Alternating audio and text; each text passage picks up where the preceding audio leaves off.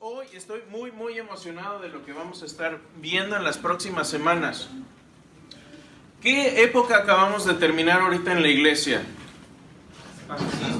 Pascua, Semana Santa, todo esto, ¿no? ¿Y cuál es la culminación de la Semana Santa?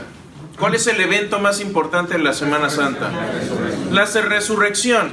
¿Qué hizo Jesús después de la resurrección en cuanto a sus discípulos? Les apareció y luego les comisionó. ¿Ok? Entonces, si somos honestos, y hablábamos un poquito de esto en una reunión que tuvimos en la mañana, cuando termina la Semana Santa, la siguiente semana es la semana de menor asistencia en las iglesias.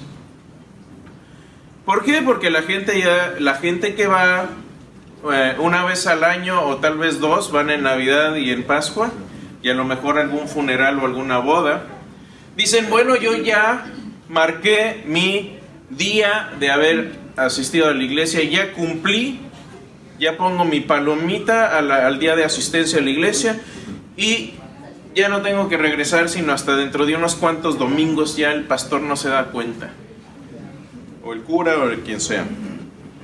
¿Qué sucede? Que yo creo que lo que sucede después de Semana Santa es tan importante como la resurrección, porque la resurrección de nada sirve si no hay, número uno, testigos, y si esos testigos no hacen nada. Díganme ustedes qué hubiera pasado con el cristianismo si después de que Jesús resucitó hubiera dicho, bueno, yo ya me voy, ya hice mi trabajo, se portan bien, sean buenos niños, yo ya me voy a la casa de mi padre. ¿Qué creen que hubiera pasado? Muy sencillo, no hubiera pasado nada. ¿Ok? La razón por la que el cristianismo es lo que es hoy es porque hubo testigos de esa resurrección, hubo personas que caminaron al lado de Jesús y que estuvieron dispuestos a llevar ese mensaje, costara lo que costara. Y eso es lo que vamos a ver en esta serie. En esta serie vamos a enfocarnos en estos testigos. ¿Quiénes fueron? ¿Quiénes fueron los 12 apóstoles? ¿O fueron 12 o fueron 11? ¿O fueron 13 o fueron 14? ¿Cuántos apóstoles fueron? ¿Qué características tuvieron?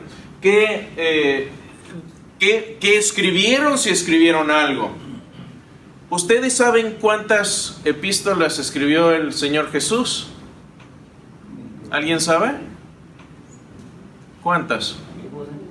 ¿Cuántas? 0. Si tenemos hoy una Biblia es gracias a los testigos. Ellos fueron los que nos dieron los relatos de lo que sucedió en el siglo I. Jesús no escribió absolutamente nada, no tenemos sus escritos, tenemos su voz en las escrituras, pero no tenemos sus escritos. Bueno, esta es una de mis pinturas favoritas. Es una pintura que está en el Musée d'Orsay en París. Tuvimos el gusto de verla ahí hace unos cuantos ayeres, mi esposa y yo. Y es una de mis pinturas favoritas. Es una pintura de un artista suizo. Se llama Eugène Burnard.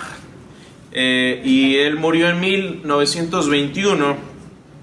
Y el título completo de esta obra es esto: los discípulos Pedro y Juan corren al sepulcro en la mañana de la resurrección. Y me encanta, me hipnotiza ver cómo capturó las personalidades de los testigos. ¿Cómo tiene las manos Juan lleno de expectativa? Y uno se puede casi imaginar lo que están pensando. Y vemos a Pedro también con un poco de cara de preocupación, ¿no? Diciendo, wow, lo negué 3 veces, voy a ver qué me va a decir ahora. no sé, me encanta la forma en que capturó.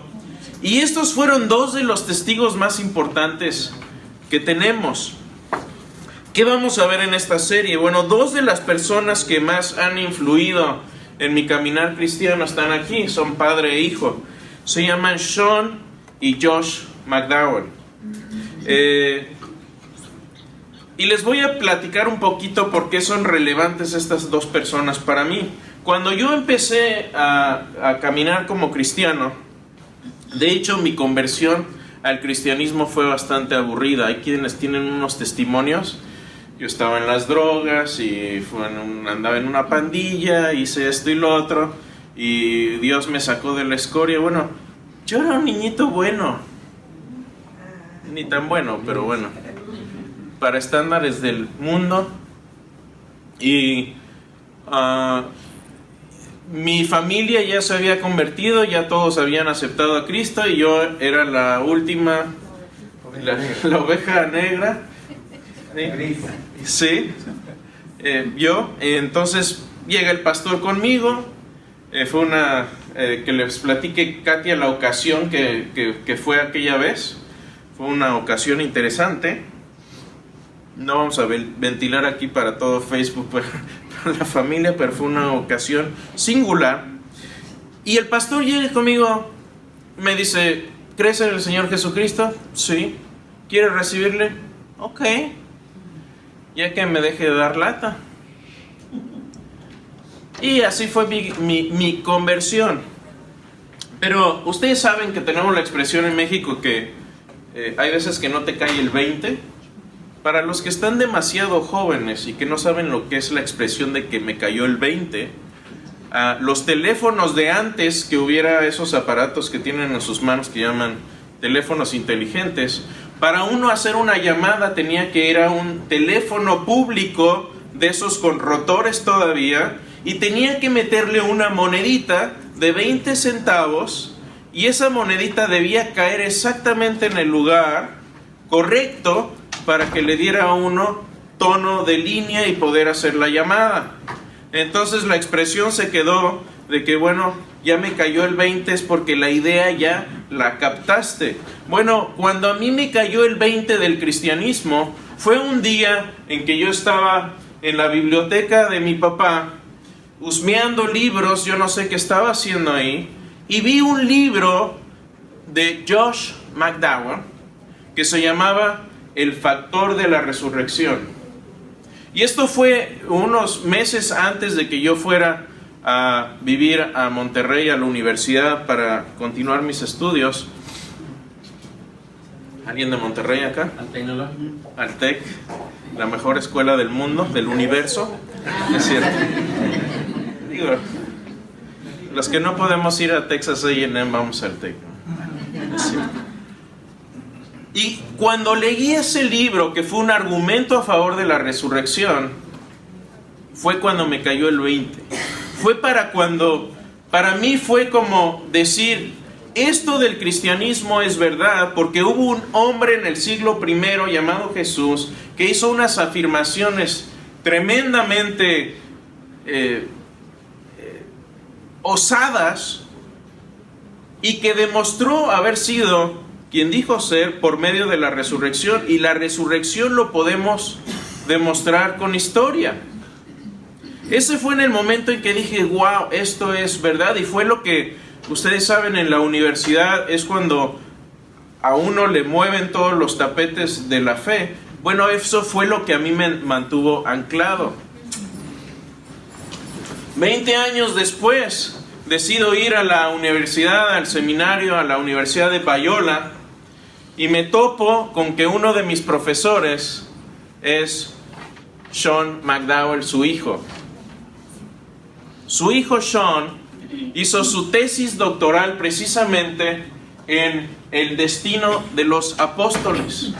¿Y por qué es importante esto del destino de los apóstoles? Hace mucho tiempo que tengo ganas de hacer esta lección, y vamos a recorrerla, pero estas lecciones que vamos a ver en parte, obviamente siempre que doy un estudio No es nada más el libro, siempre le meto un poco de mi cosecha. Disculpen, si quieren leer el libro, lo pueden comprar. Es un libro muy académico, muy denso, de lectura muy densa. Esto es una tesis doctoral, es un escrito académico, no es un escrito que se lea con fluidez, con facilidad. Pero aquí lo vamos a hacer más sencillo. Ahora, mi pregunta para ustedes, y hablamos un poquito de esto: ¿por qué estudiar la vida y destino de los 12 apóstoles? Bueno, les voy a dar algunas ideas y ustedes me dirán si hay alguna otra que se les pueda ocurrir. Pero una de ellas es que ellos fueron los principales testigos de la vida de Jesús. ¿Por qué tenemos 4 evangelios y no 20? Ustedes saben que hay como más de 100 escritos que se llaman Evangelio de... ¿Por qué esos no fueron incluidos en la Biblia? Bueno, vamos a hablar un poco de eso. Fueron los principales testigos de la resurrección. Por cierto, mencioné el domingo pasado por ahí en el culto, ¿quiénes fueron los primeros testigos de la resurrección? Las mujeres. Eso es testimonio vergonzoso, no porque fueran mujeres, sino porque un hombre no se inventaría eso. Fueron los principales testigos de la resurrección. Los primeros apóstoles fueron los testigos principales de la resurrección. Número 3, llevaron el mensaje por toda la tierra. Piensen en esto, y cuando vimos la serie de Pablo lo hablamos. Cuando Pablo llega a la escena, cuando todavía ni siquiera había tenido un encuentro con Jesús, es interesante que el cristianismo era considerado una secta judía que estaba confinado ahí a unos poquitos de seguidores en el área de Jerusalén. Para cuando Pablo ya muere, por ahí entre el año 64 y 67, el cristianismo ya es una religión formalmente establecida en todo el mundo conocido de aquel tiempo. Piensen en eso. Incluso Pablo ya empieza a escribir, de hecho, la carta más extensa de Pablo, ¿cuál es? Ustedes que saben, ¿cuál? Romanos. ¿Quién estableció la iglesia de Roma?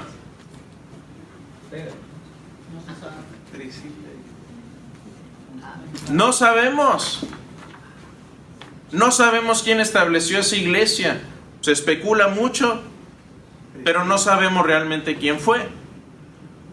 Pablo ya escribe a una población bien establecida de cristianos para cuando escribe su carta a los romanos. Llevaron el mensaje por toda la tierra, y no solo lo llevaron, sino que sufrieron, y aquí pongo entre signos de interrogación, ese es el tema de estudio de esta serie. ¿Murieron todos por su fe? Podemos decir que murieron por su fe. ¿Qué con Juan? Bueno, Juan tradicionalmente se dice que murió a edad avanzada en Patmos. No tan rápido. Hay otras teorías acerca de esto y hay documentos históricos distintos. Ahora, ¿por qué es importante esto? Porque a través de ellos nos llegan los testimonios más vívidos y más recientes de la resurrección. Lo que muchos historiadores están dispuestos a decir es que los discípulos sufrieron y murieron por su fe. Pero aquí lo que diríamos es, ¿seguro? ¿Seguro que murieron todos? ¿O renegó alguno de su fe?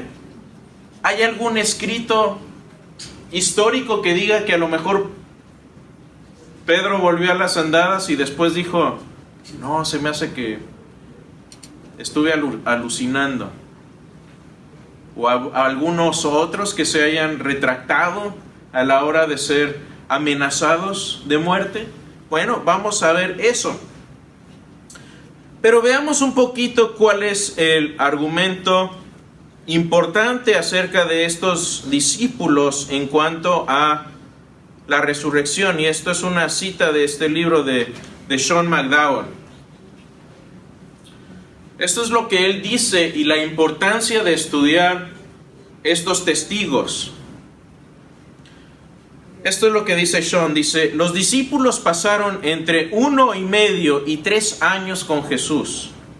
Aunque se vieron desilusionados por su repentina muerte, se convirtieron en los primeros heraldos.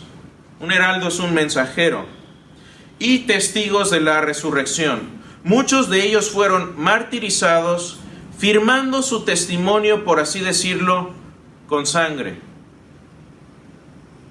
La fuerza de su convicción, marcada por su disposición de morir, indica que no fabricaron estas afirmaciones, sino que más bien, sin excepción, realmente creyeron que Jesús resucitó de la muerte. El resumen de esto es que los discípulos tuvieron experiencias que ellos mismos sinceramente creían que era Cristo resucitado. Y esto, mis hermanos y amigos, lo afirman incluso historiadores no cristianos. ¿Qué dicen algunos expertos acerca de esto? Bueno, ustedes conocieron, muchos de ustedes, al doctor Gary Habermas, que tuvimos por acá.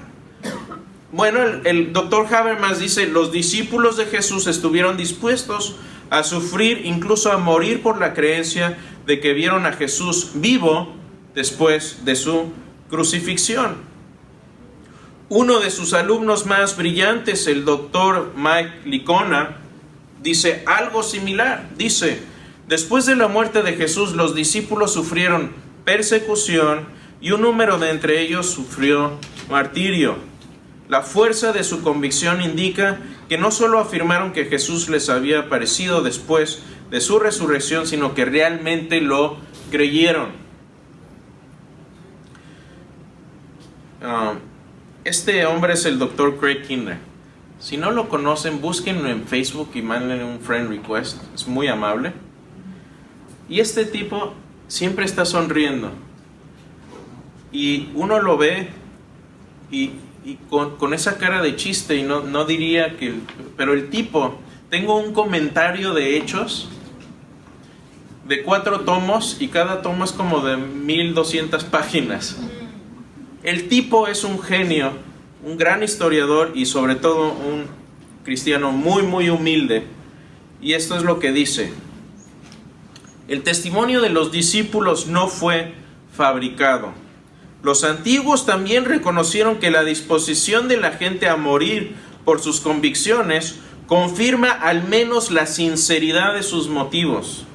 La gente desde luego que muere por valores que son falsos, mas no se dejan morir voluntariamente por algo que creen que es falso. Entonces, vamos a clarificar esto un poquito. ¿Cuál es entonces el punto central de esto? Bueno, el punto central es que los discípulos tenían sinceridad. Y no solo eso, que estuvieron en la posición de saber si lo que creyeron era falso o no. Pero se han levantado por ahí algunos escépticos que dicen que esto de el martirio de los apóstoles es un invento de la iglesia, o que realmente no sucedió como tal. De hecho, una persona en mi Facebook público me mandó hoy en la mañana un artículo similar. Hay una profesora que se llama Cándida Moss, y ella dice que a los cristianos les gusta pensar, es decir, usted y a mí, nos gusta pensar que nuestros mártires son únicos. El hecho de que los primeros cristianos estuviesen dispuestos a morir por sus creencias ha sido usado como una señal inherente de la veracidad del mensaje de cristiano. El cristianismo es verdad, se dice, porque solo los cristianos tienen mártires. ¿Es eso lo que creemos nosotros? No, esto es una caricatura. Nosotros no estamos diciendo que haya otros que tengan mártires. Por cierto, ¿los musulmanes tienen mártires? Sí. Bueno, ellos dicen, ¿cómo? ¿Por qué no?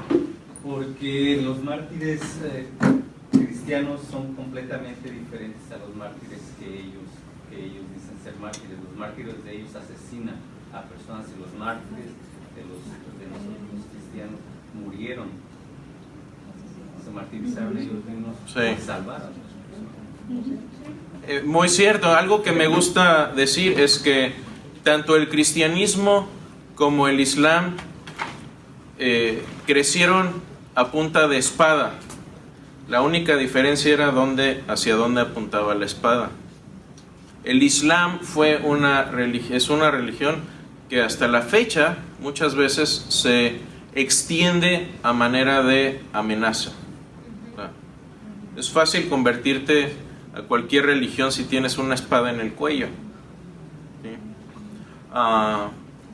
Lo que sucedió es que los cristianos tenían la espada al cuello y a muchos de ellos se les pidió renegar de su fe y prefirieron morir y decir no voy a ceder porque lo que creo es verdad. Y no solo eso, un musulmán, por ejemplo, que se sube a un avión y estrella este avión a las Torres Gemelas, ¿lo hace con sinceridad? Sí, sí lo hace con sinceridad. El que esté dispuesto a dar su vida es que fue sincero. Pero estuvo en posición de saber si el Islam es verdadero o no. ¿Cuándo vivió Mohammed? En el año 600. ¿Cuál es la diferencia con los primeros cristianos? Bueno, los musulmanes terroristas mueren sinceramente por algo que creen que es verdad, que les llegó de 600 años después. Los primeros discípulos, los testigos de los que vamos a hablar en esta serie, no estuvieron removidos cientos de años de los hechos, fueron testigos presenciales, y la gran diferencia es que ellos estuvieron en posición de saber si la resurrección había sido verdadera o si era un invento. Entonces, alguien no se deja morir por algo que sabe que es falso. ¿Sí? ¿Se entiende eso? Entonces, esto es una caricatura de algunos estudiosos por ahí. Nosotros no creemos que somos los únicos que tienen mártires, pero sí creemos que nuestros mártires son por lo menos los del siglo I. A ver, si a mí me matan por mi fe, no tiene mucho significado. Simplemente quiere decir que soy sincero en lo que estoy creyendo. Pero si muere Pablo o Juan o Pedro, que fueron testigos de la resurrección, eso sí tiene peso porque estuvieron ahí. Entonces, eso es lo que nosotros afirmamos. Quisiera hacer una pausa y a ver si hay alguna pregunta o duda de esto brevemente por ahí. ¿Se entiende por qué vamos a ver esto? Sí, hermana Elsa. Solo sigo inquieta con lo de la martirización porque yo digo que también entra en escena la fe nuestra, porque el Señor Jesús dijo bienaventurados los que no ven y creen. Y tenemos todas las herramientas para creer con respecto a la resurrección. Pero también me estaba acordando de eso mismo casualmente, porque los musulmanes, ellos mismos, sin matar a otras personas, ellos mismos también se matan, y ese es su credo de ellos. Pero también nosotros tenemos el nuestro, o sea, como que ese argumento todavía no lo encuentro como... ¿Cuál argumento? El de que, creemos en la martirización de los discípulos, y eso nos da como más un asidero para creer más, ¿no? Cuando me comparo a los musulmanes, yo digo, oye, pero este también se... Sí, pero es que, a ver, entre tú y un musulmán que muere hoy, no hay gran diferencia, aparte de que tú y ellos creen sinceramente. Pero sí hay diferencia entre un musulmán de hoy y un Pedro, o un Pablo, o un Santiago, porque ellos estuvieron en el lugar de los hechos como testigos presenciales de lo que sucedió. Entonces, si ellos mueren y están dispuestos a sufrir, tiene un valor epistémico, es decir, un valor de conocimiento muy importante porque estuvieron ahí. Son testigos presenciales. Y a pesar de eso estuvieron dispuestos a sufrir, muchos dieron su vida. a diferencia de un musulmán que muere hoy muere hoy porque cree algo que es verdad, pero en primer lugar cree algo que le platicaron que sucedió que sucedió en el año 600, y que aparte de esto no tiene validez histórica. ¿Por qué? Porque el Islam, por ejemplo, el Corán dice que Jesús ni siquiera murió crucificado. Eso históricamente es una vergüenza decir eso, porque incluso tenemos al menos unas entre 12 y 15 fuentes históricas que hablan de la crucifixión en los primeros 150 años después de que murió Jesús. Eso es evidencia aplastadora contra el Islam. Entonces, es diferente cuando uno cree y está en posición de saber lo que cree, o alguien que cree, pero está removido cientos de años de lo que se le ha dicho. ¿Sí? ¿Se entiende esa parte? Ricardo. Una diferencia básica es en la definición de qué es mártir. Mártir es aquel que da su vida por los ideales, y otra cosa es asesinar a otros para alcanzar los fines. Y eso es una gran diferencia. Yo a los musulmanes que mueren así no les llamaría mártires. Exacto. Les llamaría terroristas. No, bueno, sí. Asesinos, lo que tú quieras, sí, pero no son mártires. Exactamente, muy de acuerdo, muy de acuerdo. Bueno, veamos un poco de persecución en la iglesia primitiva. ¿Qué tipo de persecución hubo en la iglesia primitiva? Bueno, hubo 3 tipos principales de persecución, digamos, en los primeros 300 años de existencia de la iglesia. Y fueron persecuciones periódicas, es decir, hubo periodos de paz donde no se persiguió a los cristianos, pero hubo otros de vigorosa persecución contra el cristianismo. Y vamos a ver aquí algunos de los ejemplos más antiguos. Cuando hablamos de persecución, hay persecución de los mismos judíos hacia el cristianismo. Recuerden que el cristianismo al principio se consideraba como una secta judía. ¿Okay? Los que vimos historia de la iglesia, la vida de Pablo, todo esto lo vimos ahí.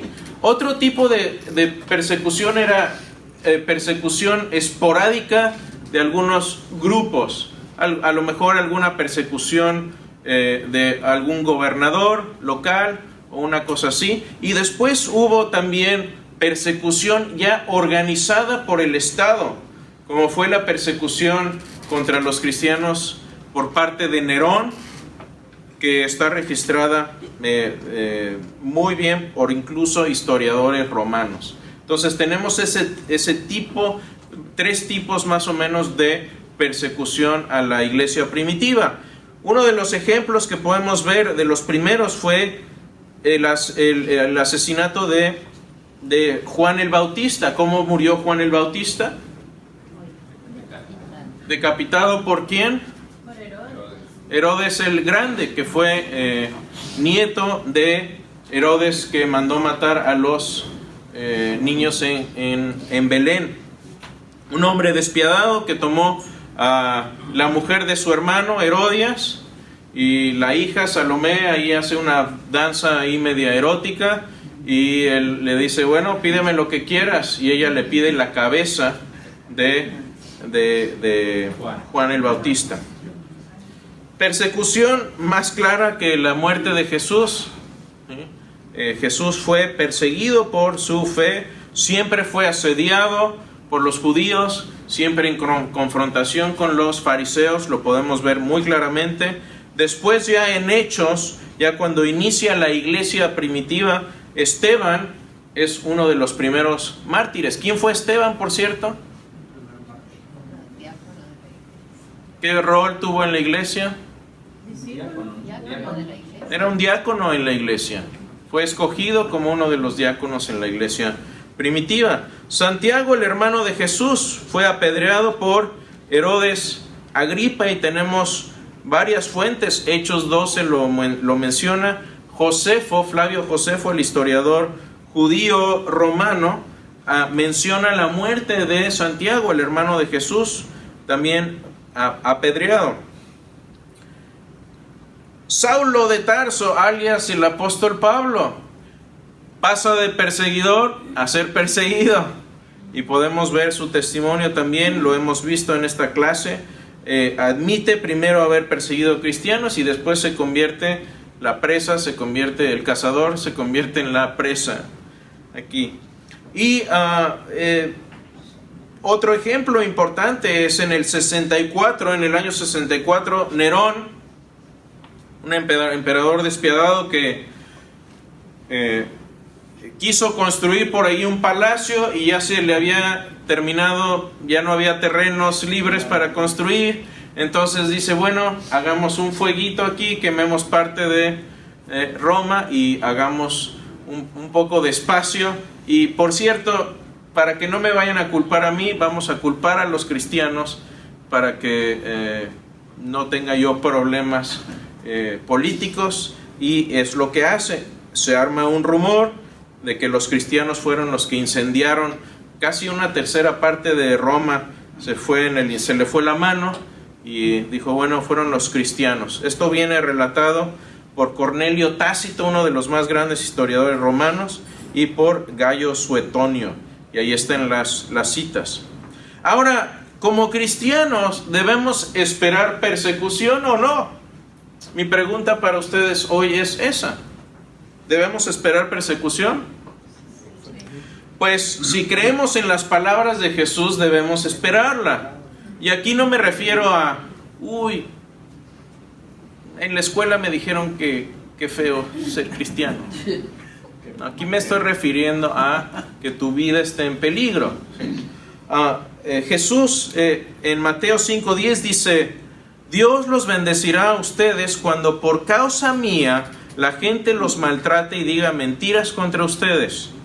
Alégrense, pónganse contentos, porque van a recibir un gran premio en el cielo. Así maltrataron también a los profetas que vivieron antes de ustedes. Y ahí hace alusión, ¿se acuerdan? Si leemos el Antiguo Testamento es interesante ver que el patrón era el pueblo judío se rebela contra Dios. Dios les manda un profeta. ¿Y qué hacen con el profeta? Lo escuchan y se arrepienten noblemente y vuelven al camino del Señor. No, lo matan. Lo matan porque no quieren escuchar al profeta. Ese fue el patrón. Mateo 5:43, un poco más adelante. Oísteis que fue dicho, amarás a tu prójimo y aborrecerás a tu enemigo. Pero yo os digo, amad a vuestros enemigos, bendecid a los que os maldicen, haced bien a los que os aborrecen y orad por los que os ultrajan y persiguen. Es esperado que van a ultrajarte y perseguirte. Mateo 23, por tanto, aquí yo os envío profetas y sabios y escribas, y de ellos a unos mataréis y crucificaréis, y a otros azotaréis en vuestras sinagogas, y perseguiréis de ciudad en ciudad. Ese era el patrón esperado.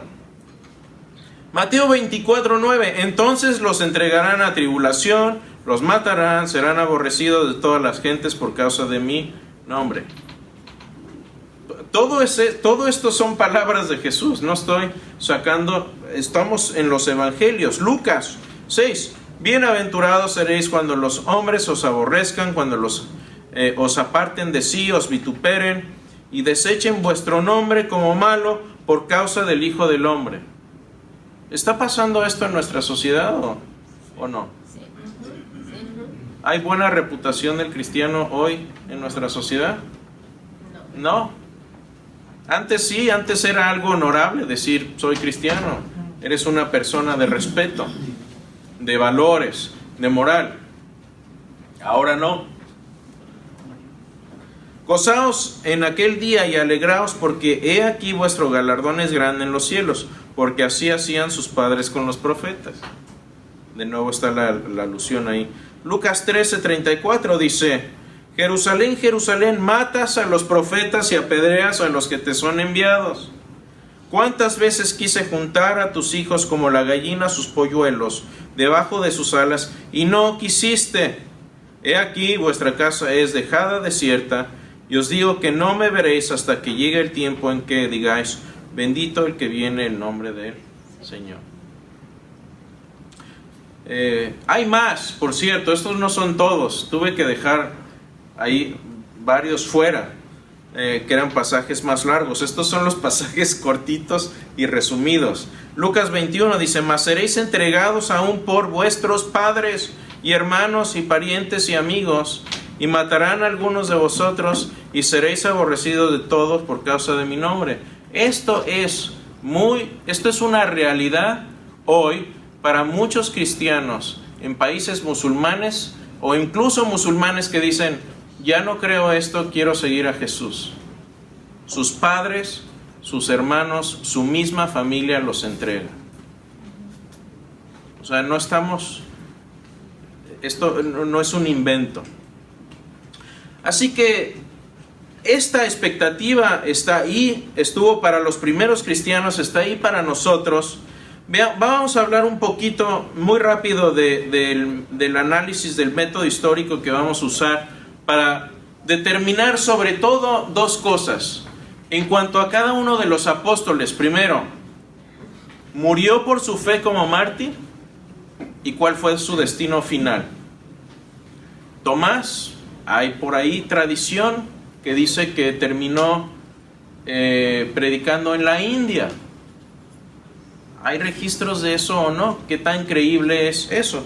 Bueno, Sean McDowell en su libro utiliza una escala de probabilidad, y aquí para términos prácticos va a ser una escala del 0 al 10, donde el 0 va a ser una probabilidad que vamos a decir que el hecho es ciertamente no histórico, es decir, sabemos que no pasó, y un número entre el 9 y el 10 va a ser un hecho histórico con certeza casi absoluta, ¿sí? Entonces ese es el rango de certeza en la que nos vamos a mover cuando hablemos de algunas de estas cosas. ¿Y cómo vamos a llenar esta escala de probabilidad? Bueno, vamos a hacer varias preguntas. ¿Cuántas fuentes tenemos de esto que estamos hablando? ¿Pablo murió crucificado en Roma o no? ¿Cuántas fuentes tenemos? ¿Qué tan tempranas son? ¿De qué naturaleza son las fuentes? ¿Son internas, son cristianas, son externas o no? ¿Existe un núcleo histórico que avale esto? Y esos son algunos de los que vamos a seguir. Ahora, ¿alguien puede nombrar los 12 apóstoles? Difícil, ¿eh? Ok, ahí les van. Vamos a ver estos apóstoles, y aquí he puesto 14, y ustedes me dirán si falta por ahí alguno, ¿ok? Simón Pedro, Andrés, Santiago, hijo de Zebedeo, Juan, Felipe, Bartolomé, Tomás, el que dudó, Mateo, Leví, Santiago, hijo de Alfeo, Judas Tadeo, Simón el Celote, Judas Iscariote, Pablo y Santiago. Estamos agregando a Pablo y a Santiago porque en la iglesia primitiva se les consideraban también apóstoles, porque fueron también testigos de la resurrección, estuvieron con Jesús. ¿Me falta alguno por ahí? Hubo un sorteo de cuando murió Judas, ajá. ¿Cómo se llamó ese? Matías. Sí, entonces hasta 15 podríamos poner acá. Entonces, estos son los que vamos a estudiar. ¿Alguna pregunta hasta aquí? Son los mismos discípulos, sí, ¿verdad? Sí, esos son los 12. Todos. Bueno, los primeros 12, el Señor Jesucristo. Los que eligió el Señor. Los primeros 12, sí, cuando la Biblia habla de los 12, se está refiriendo al grupo de discípulos más cercanos y más allegados. Obviamente hubo un tiempo en que fueron 11 después de que Judas Iscariote, pero hay pasajes donde los mismos escritos, la misma Biblia, se sigue refiriendo a los 12, porque así era como se les conocía comúnmente. ¿Esteban, por ejemplo, era de los 12? No. Obviamente había muchos más discípulos, incluso mujeres que eran discípulos. Pero aquí estamos hablando del núcleo más cercano, y dentro de ese núcleo cercano, Jesús tenía otros que eran más cercanos aún en este círculo. La palabra vuelve a definir. Discípulo es aquel que aprendió y apóstol es aquel que dio testimonio. Por lo tanto, sin muchas cosas, los discípulos de Jesús son los que él nombró, que estuvo con él, y apóstoles son los que vieron de él. Para mí siempre las palabras te dicen... Los dos, aquí nos referimos a los 12 apóstoles, a los seguidores más cercanos de Jesús. ¿Está ahí Bernabé con otro nombre? No, porque Bernabé no fue parte de los 12. Bernabé fue colaborador de Pablo en algunos de sus viajes misioneros. Entonces, Bernabé no figura en Puede ser que hay muchos en la Biblia que fueron de muy alto nivel, ¿no? Como Timoteo, como todos ellos. Pero de los apóstoles... Sí. Y la pregunta es, ¿qué pasó con ellos? Porque la Biblia no nos lo dice. ¿Dónde murieron? ¿O si murieron como mártires o no? Esas son preguntas importantes acerca de la resurrección. O sea, ¿qué tan fiables son estos testigos y sus testimonios? Y eso es lo que vamos a... O se apostataron. O se apostataron por la de su fe. Es decir, ¿hay algún registro que diga, wow, aquí tenemos un escrito del siglo II donde dice que Juan negó la fe? ¿Existe tal escrito o no? Bueno, de Juan no existe. ¿De Pedro? Bueno, vamos a ver. Así que algunos puntos para casa. Vayámonos con algo aquí. Dice 2 de Timoteo 3:12.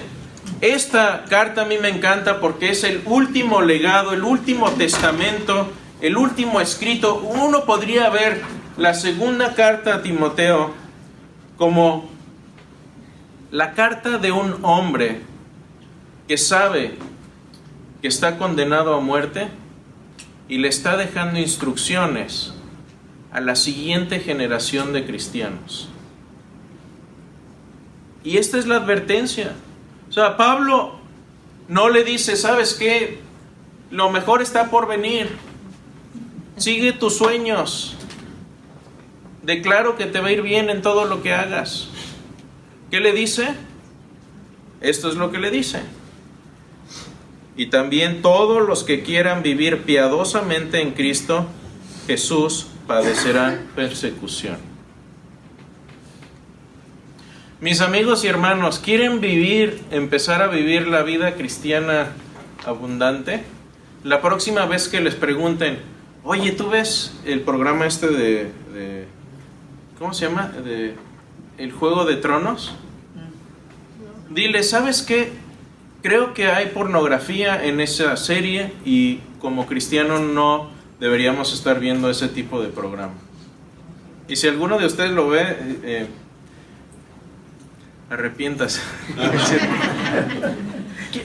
en vez de decir, no, yo no veo ese tipo de programa, gracias. ¿Quieren vivir la vida cristiana abundante? Digan algo así. ¿Y saben qué? Ahí está. ¿Quieren vivir piadosamente en Cristo Jesús? Padecerán persecución. Y a veces no padecemos persecución. ¿Sabe por qué? Porque nadie sabe lo que creemos realmente. ¿Ok? No estoy no les digo que vayan y que armen pleito. Pero si vamos a ser testigos, seamos testigos de verdad. Yo en mi bolsillo llevo una moneda que me regaló un amigo que dice Memento Mori. Quiere decir, ¿sabe qué quiere decir eso? Quiere decir el momento de tu muerte. Creo que como cristianos debemos estar muy conscientes de que nuestra vida aquí es pasajera, es breve y se va rápido.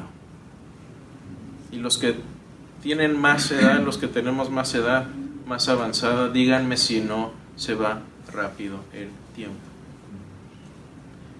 Y el otro lado de esta moneda dice, podrías dejar esta vida ahora mismo. No sabemos en qué momento va a terminar nuestra vida. Y la cuestión aquí es, ¿estamos viviendo como testigos dispuestos a padecer ¿O queremos que esta sea nuestra mejor vida ahora? Segundo punto, bienaventurados los pacificadores, porque ellos serán llamados hijos de Dios. No quiere decir que vayamos a buscar problemas, hay que ser pacificadores. Y eso es parte también del testimonio, porque aquellos que murieron como testigos de la resurrección, murieron bendiciendo a quienes los ultrajaron. A diferencia de, como vimos, el Islam, que gente que mata en nombre de Dios. Eso no sucedió con los primeros cristianos. Hechos 1:8 dice: recibiréis poder cuando haya venido sobre vosotros el Espíritu Santo, y me seréis testigos en Jerusalén, en toda Judea, en Samaria y hasta lo último de la tierra. Quiero hacer una pausa aquí y enfocarnos en esta palabra testigos. Ese es el título de nuestra serie. La palabra testigo en griego es esta: martureos. ¿Sabe qué quiere decir? Mártires. En el Nuevo Testamento la palabra testigo y la palabra mártir no tiene absolutamente ninguna diferencia.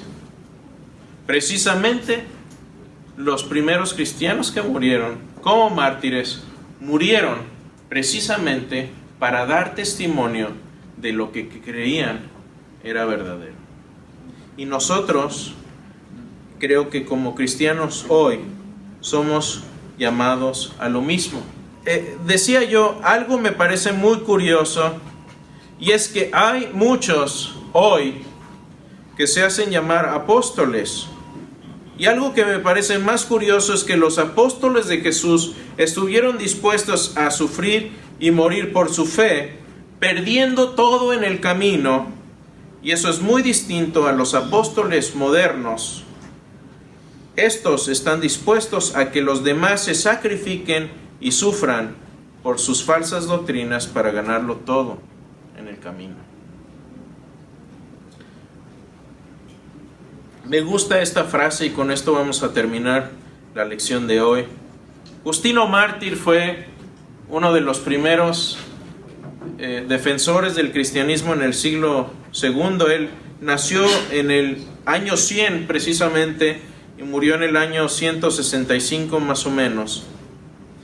Y él escribió varias defensas del cristianismo, donde a los cristianos se les atacaba porque se decía que eran caníbales o que tenían relaciones entre familiares. ¿Por qué? Porque eran muy fraternales y tenían reuniones a puerta cerrada. Y empezaron a haber rumores y este hombre escribió varias defensas y aclaraciones. Y esto me gusta, en una de sus apologías escribe y dice: puede ser que me mates, pero nunca podrás hacerme daño. ¿Por qué? Porque nuestra esperanza no está en nada de este mundo, está en la resurrección, y esa resurrección nos llega a través de estos testigos, estos mártires, y creo que nosotros somos llamados también a ser testigos de la resurrección. Esa fue la primera esperanza y esa es la esperanza que tenemos hoy. Vamos a seguir viendo esto, vamos a ir viendo a cada uno de los apóstoles, que podemos no solo aprender históricamente de ellos, sino quiénes fueron, escribieron algo o no, qué nos dejan sus escritos, qué nos dejan sus enseñanzas y qué nos puede ser de inspiración de lo que podamos leer acerca de ellos. ¿Están conmigo? ¿Nos ponemos de pie?